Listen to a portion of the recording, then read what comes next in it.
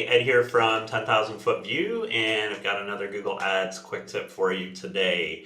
Just before I jump in, a reminder to please like our content and subscribe to the channel. We post about Google Ads at least once every week. Okay, so today I'm going to be continuing my series on Mike Rhodes' PMAX script. And in particular, today I'm going to be looking at the Pages report or Pages tab inside the Google Sheet. And I would say that for me, this report is not very useful. And the reason being that you can get this directly from your Google Ads account very easily. There is a trick to do it though. And that is if you go into your Google Ads account, you cannot pull up a landing page report when you've selected a PMAX campaign. That option will not be there. But if you do select all campaigns, you will then have the landing page option. Once you click on that, you will be able to create a filter for any PMAX campaign or campaigns that you want to look at. So you'll be able to get all of the details that's in this report and actually even more KPIs if you wish.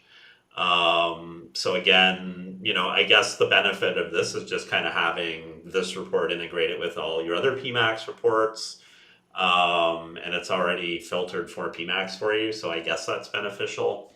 But generally, this is not providing any more information than what you can get natively out of Google Ads.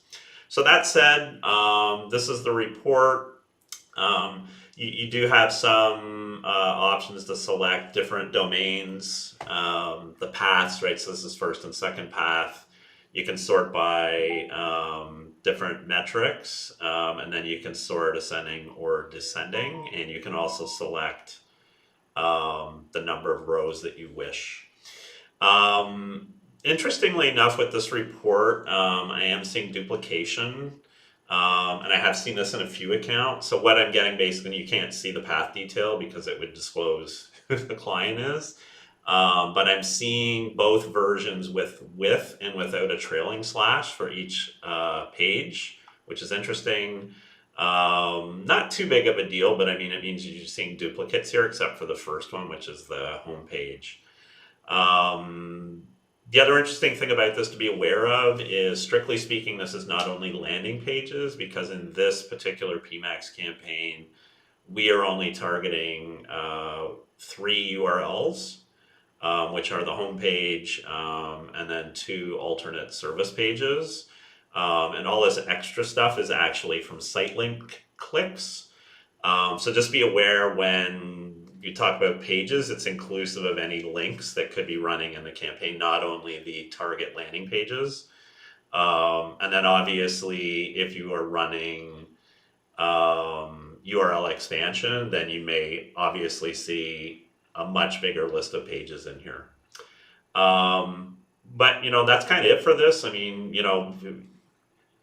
using this is pretty straightforward. You're going to be looking for pages that are, generating a higher ROAS in this case, or more volume, right?